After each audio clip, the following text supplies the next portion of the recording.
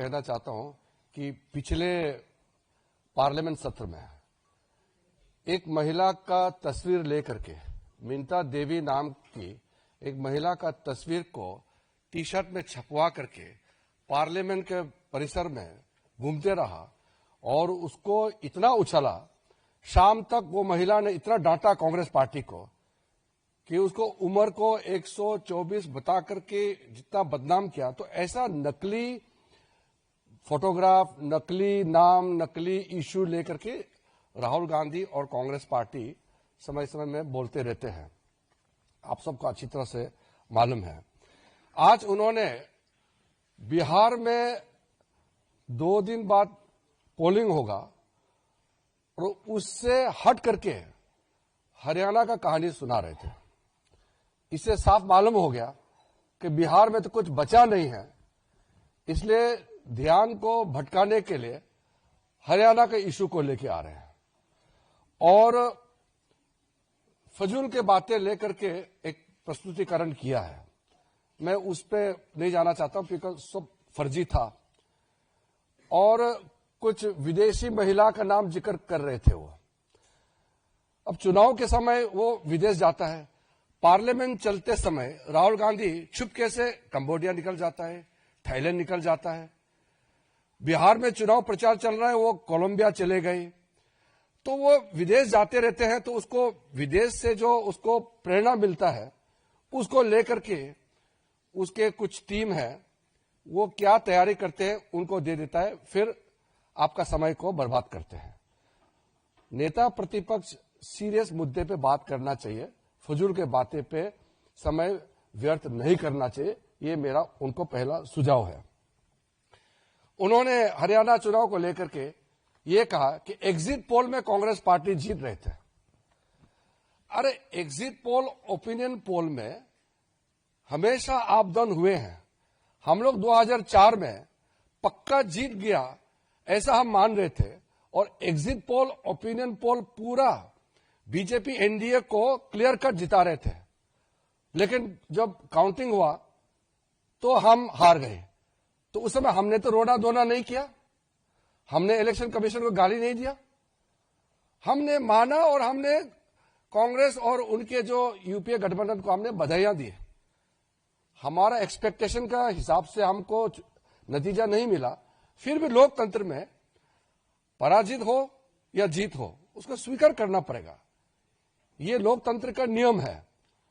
और उसके बाद 2 बार यूपीए सरकार ने 10 साल चलाया।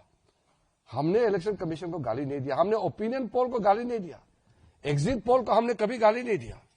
लेकिन उन्होंने उस समय जब एग्जिट पोल उनका फेवर में गया तो बोलता है बहुत अच्छा, जब विरोध जाता है तो वो मीडिया को गाली देते हैं।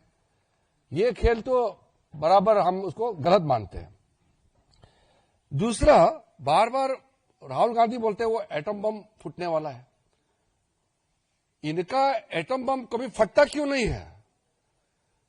ये कोई विषय को लेकर के गंभीरता से आता नहीं है, बोलते कि हाइड्रोजन बम फटेगा। आज का जो विषय को लेकर के मैं तो इतना दुखी हूं कि मैं इसको लेकर के आपसे बात करना पड़ रहा है। हरियाणा में चुनाव चल रहा था, उनके वरिष्ठ नेता कुमारी शैलजा ने उसी समय कहा कि हरियाणा में कांग्रेस जीत नहीं पाएंगे क्योंकि हरियाणा के कांग्रेस के नेता ही हराना चाहते हैं। अभी 3 दिन पहले उनके एक फॉर्मर मिनिस्टर ने कांग्रेस से इस्तीफा दिया और यह भी कहा कि कांग्रेस हरियाणा में इसलिए हारा कि कांग्रेस के नेता ही काम नहीं कर रहे थे और खुद ही हरा रहे हैं। और फिर कांग्रेस के जो वहां के प्रदेश अध्यक्ष, उनका नाम है राव नरेंद्र सिंह, उन्होंने कहा कि वहां तालमेल ही नहीं है ग्रास रूट में कांग्रेस पार्टी का, कैसे जीत सकते हैं? जब उनके नेता, कांग्रेस के नेता ही कह रहे हैं कि वो अपने वजह से हारे हैं और यहां राहुल गांधी कह रहे हैं वोट चोरी हो गया, इलेक्शन कमीशन को गाली दे रहे हैं। इस तरीके के आप बात करेंगे तो कौन विश्वास करेंगे? बार बार चुनाव हारने का बाद भी सबक नहीं सीखते हैं। कांग्रेस के कई नेता हमसे मिले हैं, बहुत दुखी है। वो कह रहे हैं कि राहुल गांधी जब तक उनका नेता रहेगा कांग्रेस जीत नहीं सकते हैं। और और वो ईवीएम को गाली दे रहे हैं। तो इसलिए मैं आपको बहुत साफ साफ कहना चाहता हूं, एक सिंपल प्रोसेस को मैं बहुत शॉर्ट में कहना चाहता हूं, क्योंकि कॉम्प्लिकेटेड नहीं है सिस्टम। हमारा लोकतंत्र बहुत साफ है। हमारा इलेक्शन प्रक्रिया में सबसे पहले इलेक्शन कमीशन इलेक्शन को चलाते हैं। तो इलेक्शन कमीशन का बात मैं आपको नहीं कहूंगा, क्योंकि इलेक्शन कमीशन खुद ही कहेंगे। बीजेपी का नाम लिया है और बीजेपी का मुख्यमंत्री का एक क्लिप को चला के बोला है, इसलिए मैं उसको जवाब देना चाहता हूं। हमारे वहां के हरियाणा के मुख्यमंत्री ने एक लाइन कहा कि हम चुनाव जीतेंगे, हमारा अच्छा व्यवस्था है। व्यवस्था मतलब क्या है? बीजेपी, हमारा डिसिप्लिन, हमारा काडर, हमारा जो कार्यकर्ता, हमारा नेता का समर्पण, हमारा कार्यकर्ताओं का त्याग, ये है हमारा व्यवस्था, ये है हमारा ताकत। इसी से हम विश्वास से कहते हैं कि हम चुनाव जीतेंगे। हम 24 घंटे दौड़ते रहते हैं। मैंने भी अपना जिंदगी में 3-3, 4-4 महीने गांव घर नहीं देखे हुए अलग अलग जगह में पैदल चलते थे। ये हम लोग का सिस्टम है बीजेपी का, ये हमारा व्यवस्था है। इलेक्शन में सबसे पहले वोटर लिस्ट होते हैं, वोटर्स की सूची होते हैं। वो सूची सबके पास उपलब्ध होता है, वेबसाइट में होता है। पॉलिटिकल पार्टी उस सूची को देख सकते हैं और उसके बाद क्लेम्स एंड ऑब्जेक्शन का मौका होता है। कोई भी अगर ऐसा लगे कि उसका नाम कट गया है, कोई फर्जी है, उसको कंप्लेंट देने का सिस्टम होता है। सूची में सिर्फ भारत के नागरिक ही नाम हो सकता है सूची में। अगर कोई गलत हो गया तो उसको हटाने के लिए प्रक्रिया इलेक्शन कमीशन ने चलाया भी है। अभी एसआईआर जो कर रहे हैं वो वोटर लिस्ट शुद्धिकरण के लिए होता है। तो अगर बिहार में सब लोग खुश है कि हाँ हम जेन्युइन वोटर है, मेरा नाम सूची में है, कोई कंप्लेन नहीं है। जो नकली है, जिसका नाम नहीं है या जो इस दुनिया में नहीं है या चले गए हैं, उसका नाम कट गया, वो कंप्लेन नहीं कर रहे हैं। राहुल गांधी रो रहे हैं। वहां पब्लिक खुश है कि शुद्धिकरण होना चाहिए हमारा वोटर लिस्ट का। और प्रॉब्लम सिर्फ राहुल गांधी में है। कांग्रेस पार्टी में भी बहुत लोग अभी दुखी हैं। बिहार में कई लोग कह रहे हैं कि राहुल गांधी उनके वहां प्रचार में ना आए, क्योंकि वो आने से जो थोड़ा कुछ चांस है वो भी बिगड़ जाते हैं। आपने देखा होगा वो आरजेडी के नेता भी कभी भी राहुल गांधी का लाइन का बात करता ही नहीं है, क्योंकि राहुल गांधी दुनिया भर का नाम सारा बात करते हैं तो वो लोगों से कोई कनेक्ट होता नहीं है। जब क्लेम्स एंड ऑब्जेक्शन होता है, वोटर लिस्ट फाइनल होता है, तो उसका वोटिंग प्रोसेस होता है। जो वोटिंग होते हैं उस समय हर पॉलिटिकल पार्टी के पोलिंग एजेंट्स होते हैं। इलेक्शन कमीशन का जितना ऑफिसर्स है वो तो स्टेट गवर्नमेंट का ही ऑफिसर होते हैं, उसको इलेक्शन ड्यूटी में लगाते हैं। फिर बाहर से ऑफिसर ऑब्जर्वर के हिसाब से आते हैं।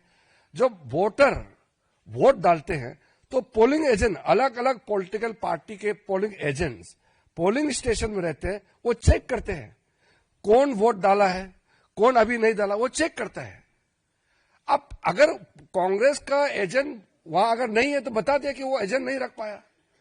पोलिंग एजेंट रहता ही है, हर पॉलिटिकल पार्टी का, हर कैंडिडेट का पोलिंग एजेंट रहता है और उसी हिसाब से वोटिंग होते हैं। उसके बाद में जो वोटिंग होने के बाद अगर कोई उसमें गड़बड़ी है तब इलेक्शन कमीशन को पिटीशन दे सकते हैं, अपील कर सकते हैं। उसमें अगर लगता है कि न्याय नहीं मिला तो फिर आप अदालत जा सकते हैं। ये सब तो करना नहीं इनको। फिर जब पोलिंग हो जाने के बाद जब काउंटिंग होते हैं उसमें भी हर कैंडिडेट का, हर पॉलिटिकल पार्टी का काउंटिंग एजेंट्स होते हैं। वो बहुत पारदर्शिता के साथ, पूरा ट्रांसपेरेंसी के साथ सारा इलेक्शन प्रोसेस होता है। मैंने 7 चुनाव लड़ा है। हम कैंडिडेट भी रहते हैं, हमारे एजेंट्स रहते हैं। कहां गड़बड़ी होते हैं? अगर गड़बड़ी हुआ, कोई अधिकारी ने गड़बड़ किया तो अदालत जाएंगे। तो अदालत में कभी कभी हुआ है, चुनाव को रद्द भी कराया है, न्याय देता है।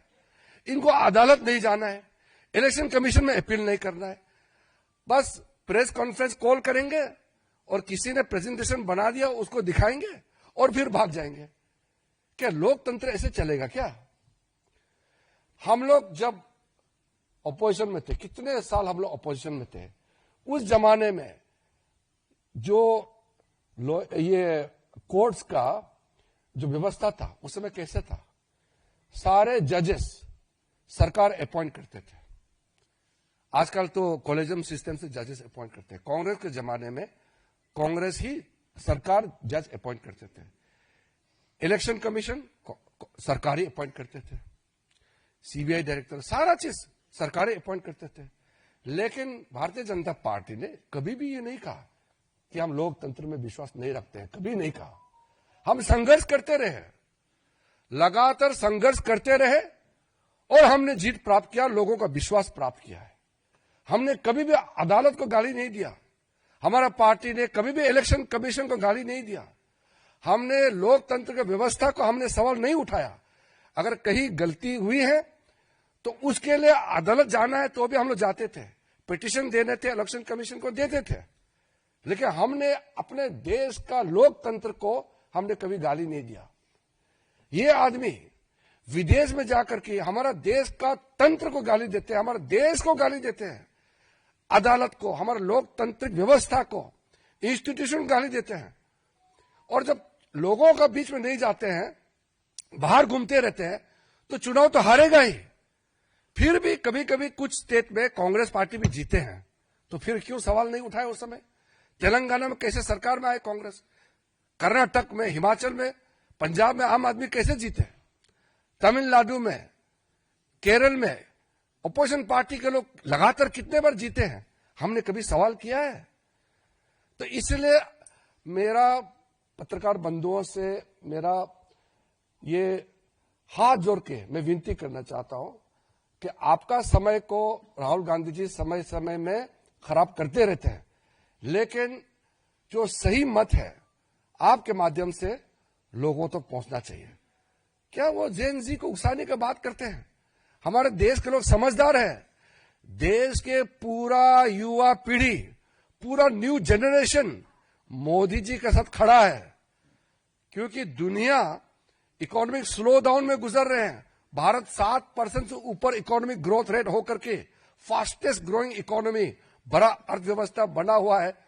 तो इसमें हमारा युवा वर्ग मोदी जी के साथ खड़ा है। इसको वो डाइवर्ट करने के लिए जो राहुल गांधी जो खेल खेल रहे हैं, हमारा देश को बदनाम करने के लिए जो उन्होंने जो हमारा देश विरोधी ताकतों के साथ मिलकर के जो षड्यंत्र रचा रहे हैं, वो कभी सफल नहीं होगा हमारा देश में। मैं बस इतना ही आपको कहना चाहता हूं।